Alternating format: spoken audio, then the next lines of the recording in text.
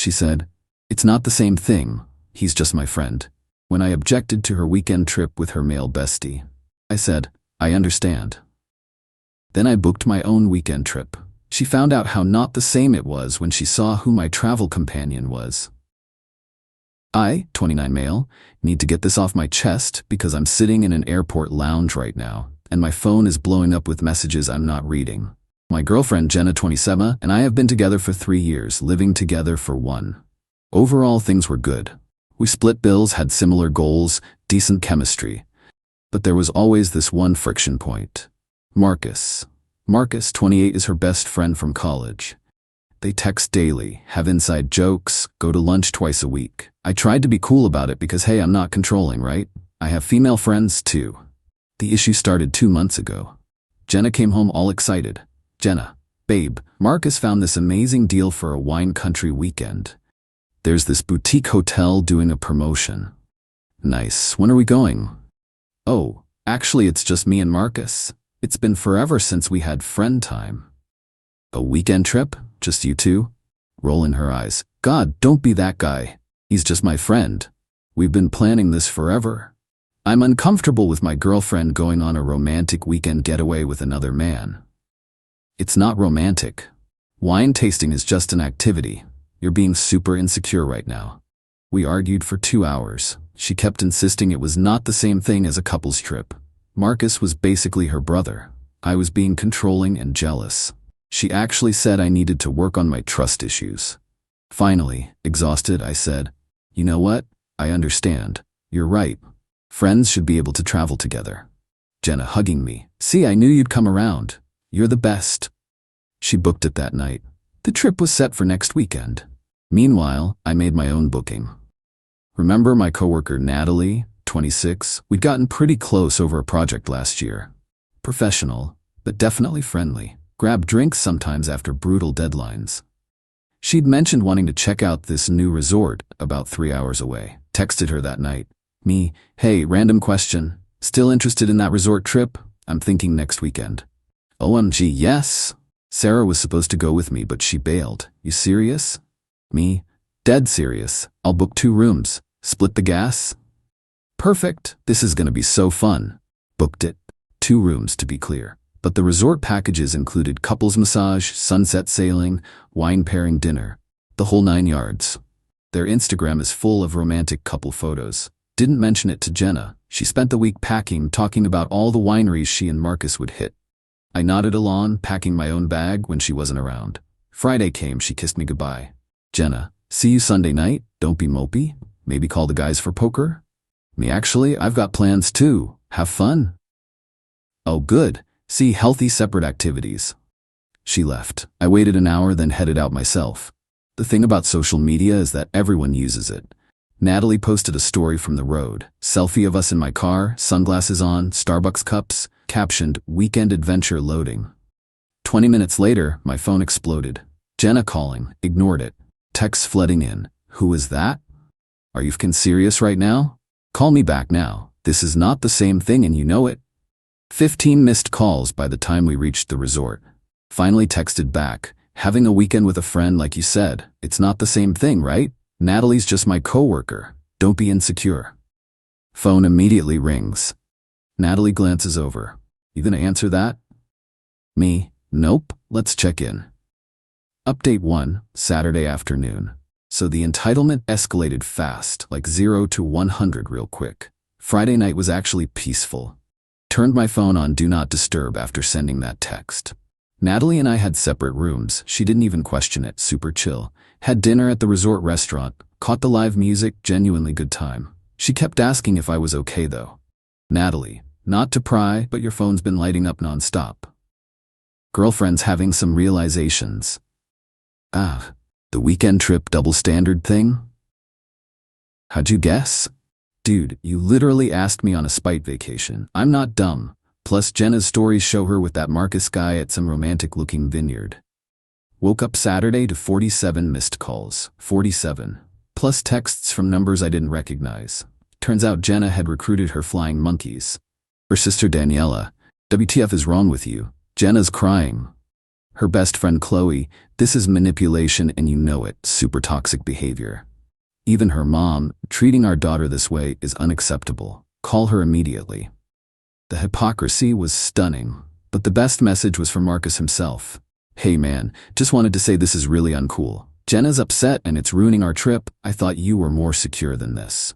Marcus, the dude who took my girlfriend on a wine country weekend, is lecturing me about being secure. The audacity. Around 11 a.m., Jenna switched tactics. The angry text stopped. Now came the manipulation. Please just talk to me. I see what you're doing. Can we discuss this like adults? I'll come home right now if you stop this. Then she played what she thought was her trump card. Posted an Instagram story, her in a sundress at a winery, looking sad, captioned, "When you realize some people would rather be petty than trusting." The comments rolled in immediately. Her friends attacking me without even knowing the story. Men are trash, you deserve better. He's showing his true colors. You know what I did? Nothing. Natalie and I went to the beach. She posted a picture of us on paddleboards, tagged the location, big smiles, nuclear meltdown incoming. Update 2. Sunday morning, Jenna went DEFCON 1. Saturday night, after the paddleboard pic, she tried calling Natalie. Yeah, she social media stalked until she found her number and called my friend. Natalie showed me her phone. 18 missed calls from an unknown number, plus DMs on Instagram, Facebook, even LinkedIn. The messages were unhinged. I know you know he has a girlfriend. What kind of woman does this? He's using you to hurt me. Have some self-respect. Natalie, your girlfriend seems intense. Me, ex-girlfriend. This is exactly why I needed to show her the double standard. Natalie, want me to respond? Nah, let her spiral. But Jenna wasn't done. Around 10 p.m., she did something I didn't expect. She showed up at the resort. She drove 3 hours from wine country to confront me, left Marcus hanging to chase me down. The front desk called my room. Desk, Mr. Campbell, there's an agitated woman here claiming to be your girlfriend. Should we send her up? I don't have a girlfriend. If she's causing a disturbance, please handle it accordingly. Desk, understood, sir. I could hear her yelling from my balcony. Security ended up escorting her out when she wouldn't leave. She sat in the parking lot for another hour before driving off. The texts after that were something else. I cannot believe you had me removed. I drove 3 hours for you. Marcus is alone at the hotel now, thanks to you. This is abusive behavior. Then came the threats. I'm going home and throwing all your shit outside. Changing the locks when I get back. You'll be hearing from my lawyer. Sunday morning, she tried a new approach. Sob story mode. I see what I did now. It wasn't the same thing. Please come home so we can talk. I'll cancel future trips with Marcus. Too little, too late. Natalie and I had brunch, did the resort spa, separate services before anyone asks, and headed back around noon. She was honestly the MVP through all this. Never made it weird, just let me vent when needed, kept things light. Natalie, for what it's worth, I think you handled this perfectly. She needed to feel what you felt. Thanks, sorry for dragging you into my drama. Are you kidding? This is the most entertainment I've had in months. Plus, free vacation. Drove home preparing for war. Update 3, Sunday night. Got home around 4 p.m. Jenna's car was in the driveway, which meant she'd left Marcus completely stranded in wine country. Dude had to Uber home or something. That's cold, even for this situation. Walked in to find my stuff wasn't thrown out. Instead, Jenna had laid out some kind of bizarre reconciliation scene. Candles lit, wine on the table, wearing the dress from our anniversary. Can we please talk now? Me? Sure. Let me just grab my stuff first. What? No, we need to discuss this. We can discuss it while I pack. Started pulling my clothes out of the closet. She followed me around, alternating between tears and rage. This is so unfair. What you did was completely different. Me, how? You know how. You took that girl to a couples resort. You went to wine country with a man who's been trying to sleep with you since college. Marcus doesn't see me that way. Check his Instagram likes.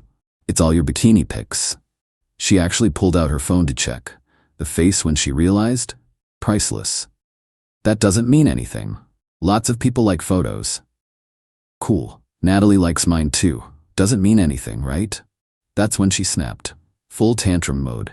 Threw the wine glass at the wall. started screaming about how I ruined everything and turned something innocent into something dirty. Me. I literally did exactly what you did. If it's innocent when you do it, it's innocent when I do it. Jenna, it's not the same. Stop saying that. Why? Because you're the only one allowed to have opposite-sex friends? Only you can take weekend trips? Because I actually love you? This was just supposed to be fun with a friend. Me, and mine wasn't? The meltdown continued for another hour.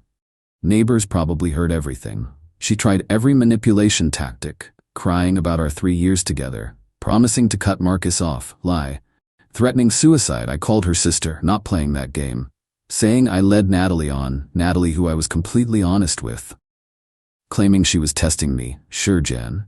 Finally, around 7 p.m., I had my essential stuff packed. Me, I'll get the rest this week. We're done. You're seriously ending 3 years over one weekend? Me, no, I'm ending 3 years over you, showing me who you really are. Rules for thee, but not for me? That's not a partner, that's a hypocrite. Left her there crying. Went to my buddy Derek's place. He had beer and a couch ready. Update 4, Tuesday. The extinction burst has been spectacular. Monday morning, she called my job, told my manager I was having a mental health crisis and needed time off. Manager called me. Hey, your girlfriend called, said you're going through something? Me, ex-girlfriend, I'm fine. She's going through something called consequences. Ah, one of those? I'll note she's not authorized to call on your behalf. Then she went nuclear on social media. Full smear campaign. When you find out your boyfriend of 3 years planned a revenge cheating weekend. Some men can't handle strong women with male friends. Manipulation and gaslighting are abuse, period. Posted screenshots of my texts but conveniently cropped out her parts, made me look psycho. Her friends ate it up. Comments about toxic masculinity, fragile egos, this is why we choose the bear, etc. So I did something petty. Posted my own update. Interesting how it's only cheating when I do the exact same thing she did. Attached screenshots of her original texts about the Marcus trip. The it's not the same thing messages. The stop being insecure lectures. Then the kicker. Natalie commented, for the record, separate rooms, no romantic anything, and he talked about feeling disrespected the entire time. Some of y'all owe this man an apology. The narrative flip was instant. Suddenly, her friends were quiet. Some even deleted their comments. But Jenna doubled down, started messaging my friends and family. My mother got texts about how I'm having an affair with a coworker. Mom called me, what's this about you cheating? Me, I took a friend on a trip after Jenna took her male friend on the same kind of trip. Oh, the Marcus boy? I never liked that situation. Wait, you knew? Honey, everyone knew. That girl's been playing you for years. Years. My own mother knew and said nothing. Tuesday afternoon, the real kicker came. Marcus called me. Bro, we need to talk. Me, no, we don't. She's losing it. She showed up at my apartment at 2 a.m., not my problem. She tried to kiss me.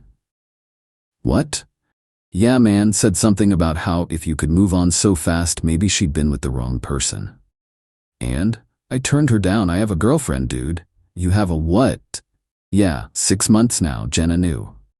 The layers of audacity. She took a weekend trip with a taken man while accusing Emmy of cheating for doing the same thing with a single woman.